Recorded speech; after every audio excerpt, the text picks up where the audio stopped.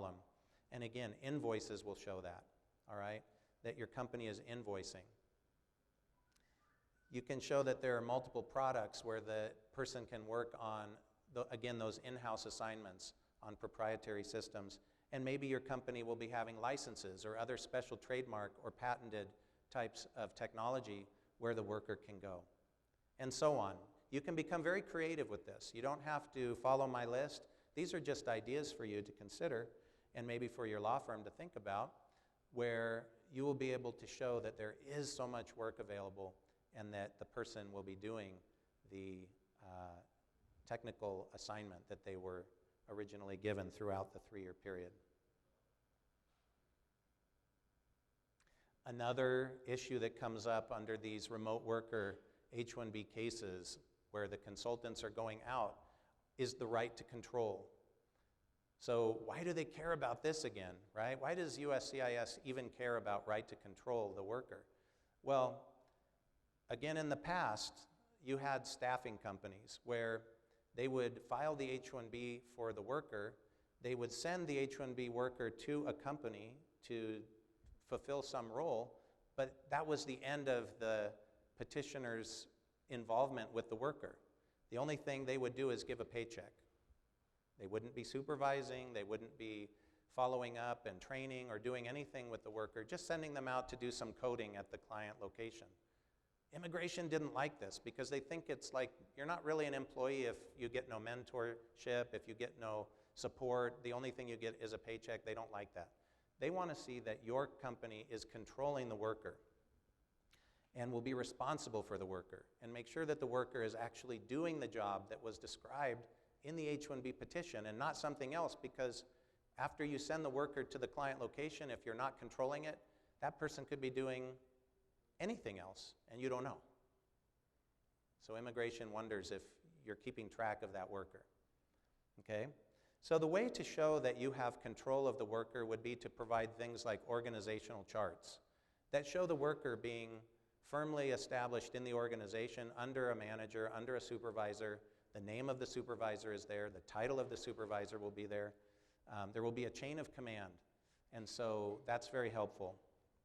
Another one is to show that there is a performance review process for the workers, that your company will be, from time to time, checking in on them, making sure that they're functioning at the level they should be, giving them follow-up about their performance. You can give the resume or maybe the CV of the supervisor, so they will see it's an actual person that the worker will report to. You can show in the employment agreement that the worker has certain kinds of responsibilities, the employer has responsibilities to the worker, and if you're thinking about it, you might want to craft your employment agreement or even your MSAs and your statement of work around this concept of control over the employee. Those documents can mention very clearly that there is a structure for the worker to report, that the worker should not report to the end client, ultimately. They may have some reporting requirement, a dotted line or something to the end client, but that day-to-day management and supervision or any problems with the worker where they need to be corrected or they need some kind of guidance should come only from your company, the contact indicated on your master service or on the statement of work or in the employee's own agreement with your company, that they will only go through these channels. And I think that would help reduce the concerns from USCIS over this issue when they see those clear statements in these documents. If you have the time, it might be good to go back and look at those agreements that you have. They're all, boilerplate. I guess they're already kind of templates that you've developed, but if you change them slightly and add this kind of information, it could make a big difference. The other thing that's helpful to show the right to control is the client letter, where the client will say, we do not manage or control the worker. The worker is here only under a contract, and when there are questions, we go to the petitioner for that information about the employee. If you have other communications between the worker and your supervisory team and the communication going back and forth, maybe that will also help prove that, that the worker is under your control. sometimes employee ID badges, other kinds of things. You get outside of the box with this when you need to. You'll find ways to show that there are ties back to your company and that the worker is not going to be controlled by the end client, okay? Are these the complex RFEs that you guys are seeing? I'm just wondering. Or do you see these still? Yeah? Okay. All right, so another complex RFE that will happen is the question whether there is a specialty occupation available, okay? And this one will ask whether the worker has the specific degree required for the work that is to be done, okay? So we talked about that briefly earlier, where if the worker does not have an appropriate degree because it doesn't match with the specific field of the work that's being done under the H1-B petition, then there may be a need to prove that the worker has the equivalent of the bachelor's degree in the matching field. And that will be done with professor evaluations. A professor in the United States that is authorized to issue academic credit at a university will be called upon to analyze the diplomas, the transcripts, and detailed experience letters from the employee that will document clearly the level of experience and in the specific areas of experience required to match with the education. Those letters are probably the most critical part of this particular area, because if the letters are not complete, USCIS has been known to challenge even the professor evaluation that will say the worker is qualified and has the equivalent of the bachelor's degree in the specialty field. If they don't see thorough, complete, detailed experience letters from that person's previous employers, they will think that the professor is just doing this person a favor or was paid to do it, and that it's not a valid evaluation. And so it's worth the time to have your employees that are in this area to get very detailed letters and take the time to do that.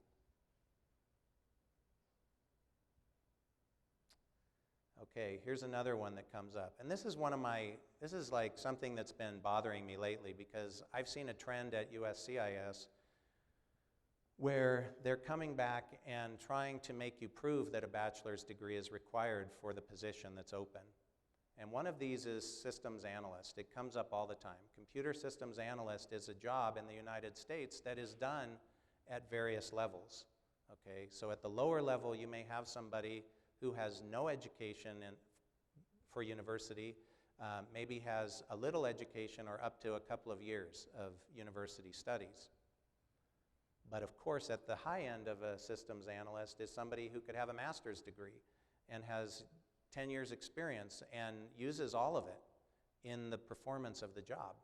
Okay, so there's this giant spectrum of people that work within that area in the computer systems analyst. And that's just one example. We see this same issue happening in other areas, people that do design work, things like that. Typically, we don't see this come up so much around the engineers, because engineer in the United States is known to almost always require a bachelor's degree. It will just be there. And if they don't have a bachelor's degree, that's a rare exception. But again, USCIS is looking at the information that they have showing that many, many, many people are doing systems analyst work without a 4-year degree. And so they think this person, your H1-B candidate, why should they also be required to have a 4-year degree? Why should this job require it? So your job, or the request for evidence, is trying to make you show that it is a normal requirement for entry into this particular occupation to have the bachelor's degree. And they ask you to prove it in various ways. One of the ways they ask you to prove it is by showing that it's common for other employers in the same area that you are working, that they also require a bachelor's degree to be there. So in those cases, you're going to come with similar You're going to search the net, right? You're going to search all over the internet for other job openings in similar companies, similar size, similar function, and you will find that they have job openings where the job opening requires bachelor's degree, okay, in that field. Hopefully it will even mention the specific field that you have required for this job, all right?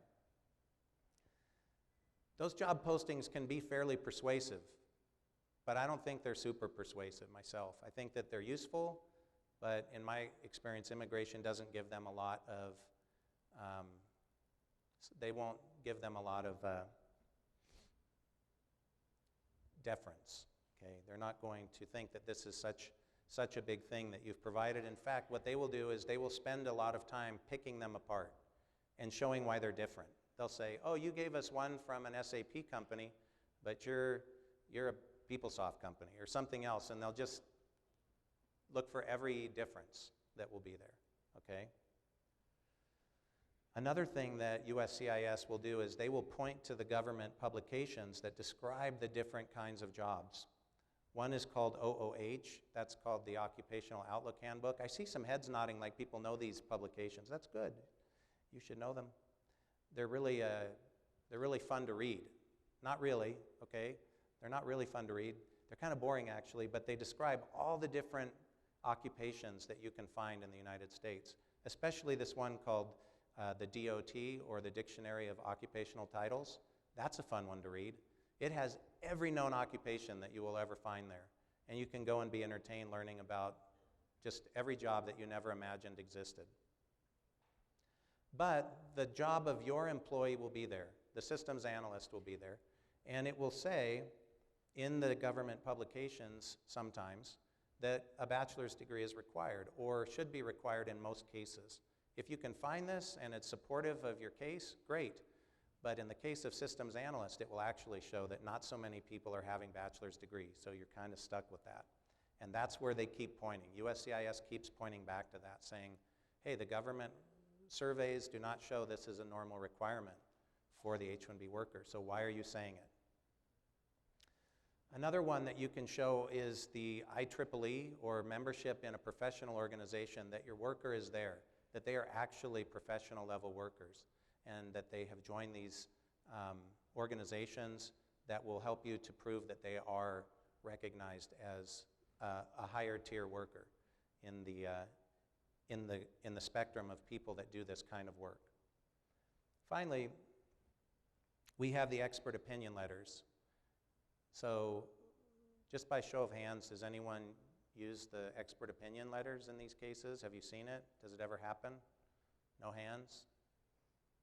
Maybe a hand, a couple. Don't be shy. It's all right. We're all going to become friends. I just want you to know, by the end of this conference, every one of you is going to be a friend with a person. Like, if you don't already know, we're all going to be friends. And it's going to be a good time by the end of tomorrow, right? If we're not already friends. We should be. But expert opinion letters will come from usually professors or other industry experts, and you will pay for these letters, okay? They will cost $500 per letter, generally. Maybe a little less, maybe more. And normally you need at least 2 of them. So the cost of your RFE is the expert letters plus the attorney time and plus whatever time you're putting in. It could be a lot of work, a lot of effort will go into this, and the cost. But the letters will say that given the job description and given the background of the employee, given the nature of the industry and what this person is trying to do, that bachelor's degree is required there. In the past, these letters were very much accepted without question. You would send the letters, immigration would say, how can I argue with an expert? Immigration's not an expert. They don't know your company. They don't know the IT industry. They're just immigration, right? They may not have any degree at all either. They could be just sitting with high school or secondary school, and that's all, trying to make a decision about who is a specialty worker. The only thing they may be looking at is the government publication that questions whether it should be there, whether bachelor's degree should be there. So when a professor comes, an expert, and makes these opinions, for me, it should carry so much of weight. It should be determinative. They should have no way to argue. But what we're finding in certain trends lately is that they are coming back and they are saying that even with the expert opinions, they don't believe it. It's very frustrating. After you have paid $1,000 to the experts and more money to the attorney and everything else, now USCIS is saying that it doesn't even matter that you did that. Very frustrating. One of the things that we see, that we've observed in these cases, is that USCIS will say that the expert has pointed to no objective findings or no objective studies or surveys that prove that a bachelor's degree should be required. Now, the next stage of this, I think, development of this area, of this trend, is going to be to find surveys and to find studies that will prove that for systems analyst, as one example, that majority of people working at this certain level will have bachelor's degree, and there will be some objective studies that you can point to. And this will be very helpful, I think, in overcoming the complex RFE of this kind, okay? Well, now comes the time where any of you can begin to ask questions, okay? And I know each of you wants to raise your hand and ask a question right now because you've been riveted to this presentation so far. But I've actually invented a tool. I didn't invent it, but I kind of invented bringing it to the conference. It's called Slido. Didn't we use it last year? I think if you were here last year, we used it. Some of you are nodding, yes, you know what it is. Can we switch to the slide that shows how to do the Slido? Not this one, but the one that shows the instruction of how to enter Slido. So during this conference, one of the things that we want to do, and we will come back and explain this again after the next hours, but if you want to be engaged with the conference, this is the tool that we've chosen to use to involve the audience. You will go on your mobile device to Slido.com, okay? And when you go to the Slido.com, you will enter an access code, which is IIC 2016. Okay? So if you would do that, if you have a mobile device, I shouldn't see your eyes right now because you should be looking at your mobile, okay? When you want to ask a question or answer a question in some cases, because we may pose questions to you from time to time during the conference where you will post an answer or respond to a poll or a survey, okay? But in this one, here you can begin to ask questions. There's a place to vote, to answer a survey or answer a question that has been posed, and there's a place to ask a question, okay? And so I'd like each of you to go there and enter the access code. And if you're feeling inclined and you just want to humor me a little bit, go ahead and post a question. Over here on this side, we'll be looking at the questions and deciding if it's an appropriate question before putting it up for everyone to see, right? Just because some people might put a silly question there or something like that, something that wouldn't be for everyone's benefit. But we'll try to filter those and then post the questions. One of the nice things that you can do when you see a question that's been posted by a colleague or even by yourself is to like it, okay? And when you like it, it begins to trend upward in the queue. And that's nice because then we can see more quickly what are the relevant questions, what are the things that people want to be hearing about, what's important to the majority of people, or even the minority that are looking and caring about the Slido, okay, for the people that are involved.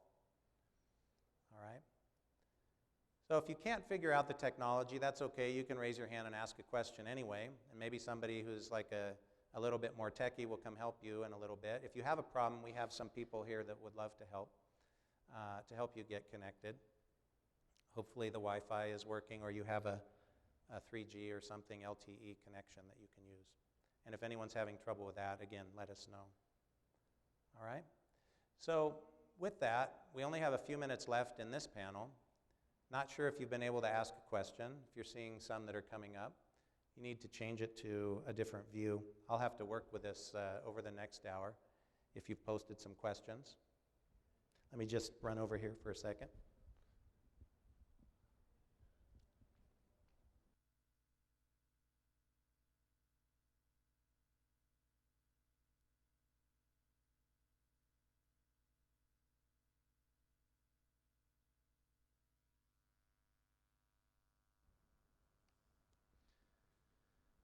Okay, so I see some likes and everybody's getting involved, and this is great. People want to know what's the best template for responding to an RFE, okay? Or like RFE. I think the best template is something that you will develop with your law firm, okay? I don't know that there's a magic template that works for everybody, but when you have developed a template for, let's say, the question of availability of work, that's something that you will recycle again and again and again. Okay, you will use it over and over again. Only you must read the RFEs carefully from immigration, because often there will be something there that is a little bit different. They'll throw you a curveball. Or in cricket, what do they call it? Where you like spin it and it goes bouncing. You know what I'm saying? Yeah. They're going to try to surprise you and just add something different. Even though it looks like the standard RFE, they will change it up every once in a while to confuse you, or just because they use a template as well, but sometimes they change slightly for a case. You have to be looking for that and highlight it when the RFE is coming, so you know to change your template and